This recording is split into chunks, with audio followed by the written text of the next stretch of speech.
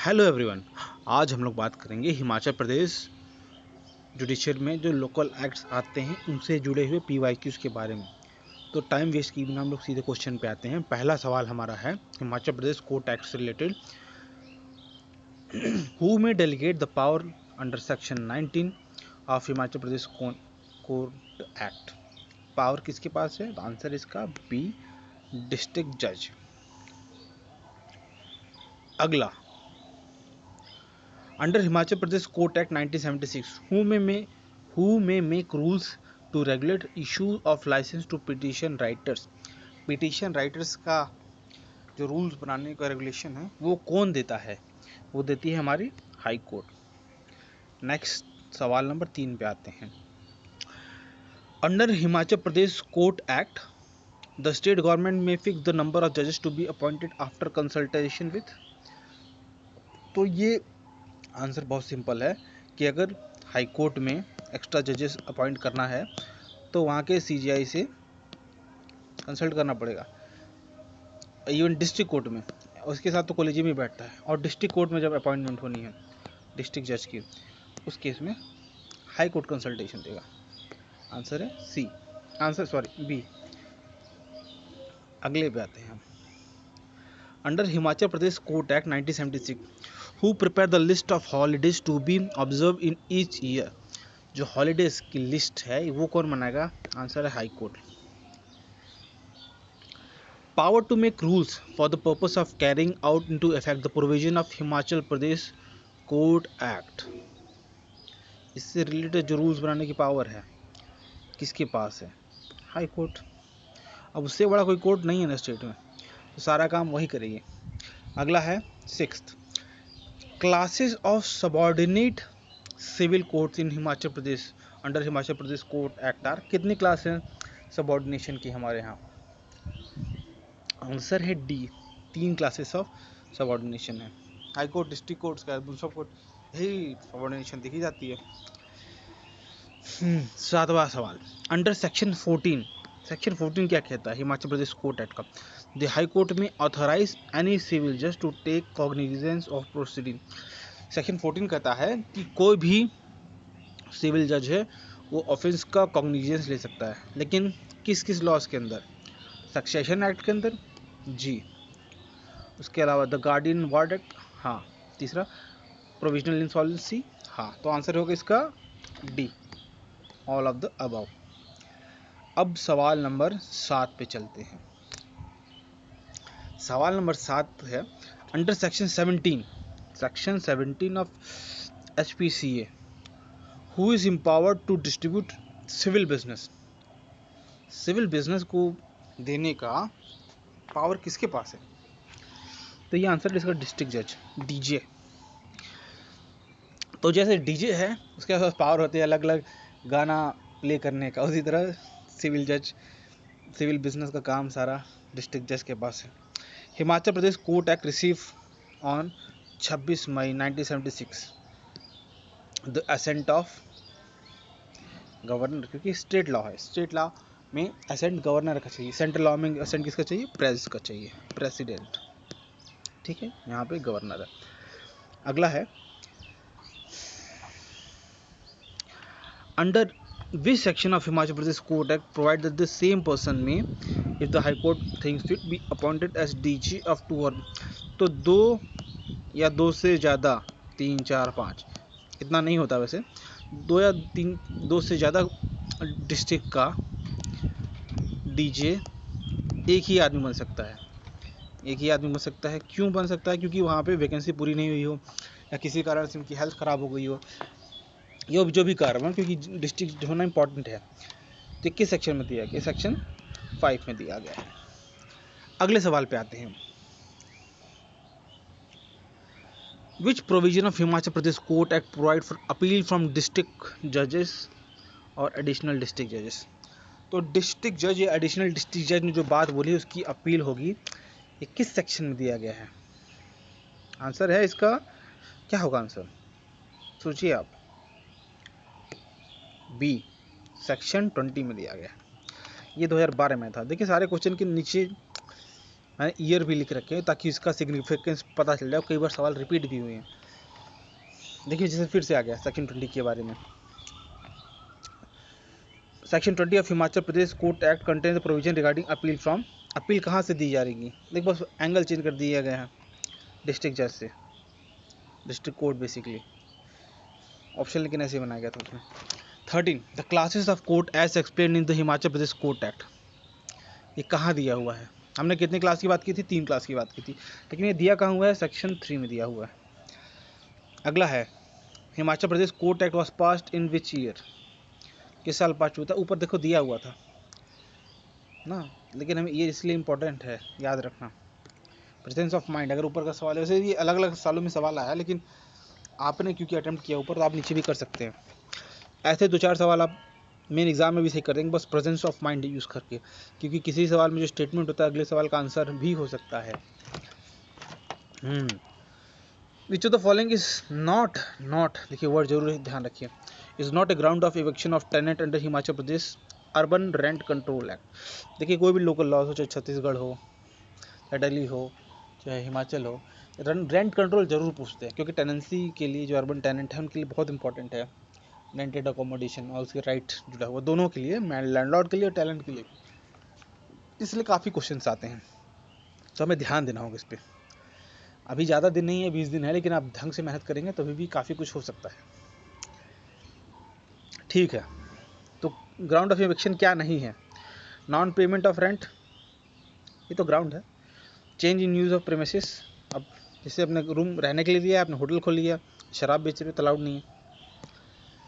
Requirement of landlords not to use the premise as office as lawyers, genuine reason allowed होते हैं, तो ये तीनों तो अलाउड हैं, तो ये आंसर नहीं होगा। नॉट पूछा है ना, आंसर ठीक है, तो हमेशा ध्यान रखिए पूछा क्या है, वरना आप ध्यान नहीं दिए तो पहले टिक करके आ जाओगे, आगे बढ़ जाओगे। सवाल number 16, which of the following is not a non residential building under Himachal Pradesh urban rent control act? पूछा गया है कि नॉट, डबल नो है, तो बेसिकली रेजिडेंशियल बिल्डिंग की बात की गई, non residential building plus not residential building, तो क्या आंसर होगा इसमें? Building use for purpose of trade, नहीं, building let out for residential and non residential purpose, residential purpose है तो ये रेजिडेंशियल में आ जाएगा। बाकी आंसर जाना नहीं क्योंकि सीधे पूछा है, बिजनेस के लिए नहीं है। ठीक है, इसमें भी ट्रेड है। ठीक है, अगला है सवाल नंबर 17, इसमें केस लॉस पूछा गया और पूछा गया है कि इसका पर्पस क्या है। तो हम लोग देखते हैं कैलाश चंद वर्सेस धर्मदास, इसके केस में क्या था? सरेंडर ऑफ गवर्नमेंट प्रीमाइसेस की बात हुई थी। अगला है बी, राम शरण वर्सेस प्यारेलाल, इसमें किसकी बात हुई थी? स्टैट्यूटरी टेनेंट लॉ के बारे में बात हुई थी इसमें। अगला सवाल, अगला ऑप्शन मतलब दीवान चंद भल्ला वर्सेस अशोक कुमार बोहिल, भोइल बोले हैं जो भी बोले, ये किससे जुड़ा हुआ है? अनऑथराइज सबटेनेंस के बारे में बात की गई इसमें। अगला है नरेंद्र कुमार वर्सेस रमेश कुमार, ये किससे जुड़ा हुआ है? ये है बोनाफाइड रिक्वायरमेंट के ऊपर। अगले सवाल में हम आते हैं नॉट करेक्ट, हमेशा से आप अंडरलाइन कर लिया करिए, क्या करेक्ट नहीं है। तो पहले क्या करेक्ट हम देखते हैं, ए tenant shall pay rent within fix time by contract और by 15th of the next month following which it is payable, ठीक है। Tenant may deposit rent with controller without first tendering it to landlord, तो आप सीधे controller के पास चले जाएंगे, आप तो मकान मालिक को रेंट देंगे ना, या एजेंट को, अगर मकान मालिक ने किसी और को बना रखा, आप सीधे रेंट कंट्रोलर के पास चले जाओगे, वो भी बिना लैंडलॉर्ड के पास जाओगे, ये तो गलत है ना। और दूसरे शहर में रह रहा हो तो कैसे होगा ये, तो ये तो गलत आंसर, तो आंसर हमारा आगे चुका है। फिर आगे पढ़ लेते हैं, the tenant shall deposit rent with controller within 21 days of time refer to under section 20, ठीक है, ये भी ठीक है। तो नेक्स्ट सवाल पे हम आते हैं। देखिए आज हम सारे सवाल नहीं करेंगे, लगभग 75-72 सवाल हैं, तो हम आज 35-36 क्वेश्चन करेंगे, अगले सवाल बाद में करते हैं, 2 पार्ट में ये वीडियोस रहेगा। इससे आप, अगर आप लोकल लॉस पढ़ने का टाइम नहीं है तो आप ये सिर्फ MCQs देख लेंगे, तो आप 60% सवाल लोकल लॉस के सही कर सकते हैं, और इसमें जो ऑप्शन दिए हैं उसको पढ़ लेंगे तो आप 80% सवाल लोकल लॉस के सही कर सकते हैं। तो टाइम नहीं है तो स्मार्ट स्टडी करिए, ऐसे फोकस करके पढ़ेंगे तो आपके ज़्यादा सवाल सही हो जाएंगे। अगला सवाल है Which of the following section of Himachal Pradesh urban rent control imposes on landlord duty to keep the building or rented land in good repairs? Good repair में रखने की ड्यूटी किसके पास है? लैंडलॉर्ड के पास है, उसको प्रॉपर्टी को मेंटेन करना है। तो किस सेक्शन में दिया हुआ है? Section 13, section 4 of Himachal Pradesh rent control act contain provision relating to, किससे रिलेटेड है सेक्शन 4? देखिए स्टार्टिंग के सेक्शन जो होते हैं वो मेन राइट्स के बारे में बात करते हैं जनरली। तो तुक्का लगाना हो तो किसके बारे में बात करेंगे? रिवीजन हो सकता है, डिटर्मिनेशन। देखिए आंसर तो फेयर रेंट ही है। अब किस टाइप का फेयर रेंट है इसके बारे में सोचना पड़ेगा। तो इंक्रीज, रिवीजन शुरू के सेक्शन में बात करते हैं, खैर इससे आगे भी होते हैं, लेकिन जैसे जनरली सेक्शन 2 डेफिनेशन होते हैं, 3 होते हैं, 4 होते हैं। तो बेसिकली आप बात करो कि स्टेप बाय स्टेप लॉ में सब बेसिस से चीज़ होती है। तो पहले डिटर्मिनेशन की बात होगी, फिर इंक्रीज होगी, फिर होगा रिवीजन ना, ऑर्डर तो ही चलता है। तो अगर आपको नहीं आ रहा हो तो आप कैसे कर सकते हो इसको? थोड़ा दिमाग लगा के डिस्क ले सकते हो। तो आंसर का इसका ये भी। अगला है the term tenant within the meaning of section 2 of Himachal Pradesh urban rent control does not include. तो क्या इंक्लूड नहीं होता है इसमें? टेनेंट के डेफिनेशन में serving spouse of deceased tenant not living within the premise with the tenant at the time of the death. तो जो स्पाउस है, अगर किसी की वाइफ है, वो जब उसकी जिंदा थी तो साथ नहीं रहती थी, मरने के बाद वहाँ पे कब्जा करने आई है एज ए टेनेंट, तो वो अलाउड नहीं है। साथ शुरू से रही होती तो अलाउड होता। तो यही हमारा आंसर है। आगे हमें जानने की जरूरत नहीं है, उसे देख सकते हैं, बट आंसर ये हमारे यहीं पे आ चुका है। 22 the Himachal Pradesh rent control act extend to which area? Any area administrated by municipal corporation हो सकता है, any area administrated by notified committee. देखिए यहाँ पे तुक्का नहीं चलेगा, यहाँ पे आपको एग्जैक्ट पता होगा। आंसर इसका यही है, ठीक है। तो जब आप नॉलेज वहाँ यूज़ कर सकते हैं, अप्लाइड नॉलेज, जहाँ पे थोड़ा बहुत स्कोप है। यहाँ पे सीधे फैक्ट है तो यहाँ पे स्कोप ही नहीं था, ठीक है। अब नेक्स्ट सवाल पे हम आते हैं। The maximum penalty which can be impose under Himachal Pradesh rent control act for contravention of any provision section 7A और सेक्शन 8। सेक्शन 7 और सेक्शन ए में जो आपने कुछ गलत किया है तो उसकी पेनल्टी मैक्सिमम कितनी होगी? फाइन होगी पेनल्टी है तो बेसिकली, और सज़ा भी हो सकती है, लेकिन पहले हम फाइन से बात करेंगे, फिर सजा देते हैं या फिर दोनों देते हैं। तो आंसर हमारा ये 1000। The term appointed day for the purpose of Himachal Pradesh rent control act 1987 is 1987 में अपॉइंटेड डेट क्या थी इसकी? 18 अगस्त 1987। देखिए पूछा गया है अपॉइंटेड डेट क्या है। यहाँ पर ऑप्शन 71 दी है, तो बिल्कुल आंसर ही होगा। तो आंसर इन दोनों में से होता, डी भी हो सकता था, पर 2 सिमिलर होते उसमें से जनरली होता। तो ये है, तो आप ऐसे एक ऑप्शन तो एलिमिनेट करके पास पहुँच सकते हो अगर नहीं आता तो। अगला है the term building under Himachal Pradesh urban rent control does not include. तो बिल्डिंग में क्या नहीं आता? होटल। और क्या होटल आता है बिल्डिंग में? होटल इस कंडीशन में नहीं आता, गो डाउन लैंड ये आता है। अगला सवाल, फेयर रेंट ऑफ बिल्डिंग और rented land under Himachal Pradesh rent control act is determined rent controller. सवाल फिर से पढ़ते हैं। फेयर रेंट ऑफ बिल्डिंग और रेंटेड लैंड, किसी भी बिल्डिंग और रेंटेड लैंड की जो फेयर रेंट होता है HPCA में, HRCA में, ये रेंट कंट्रोलर डिसाइड करता है।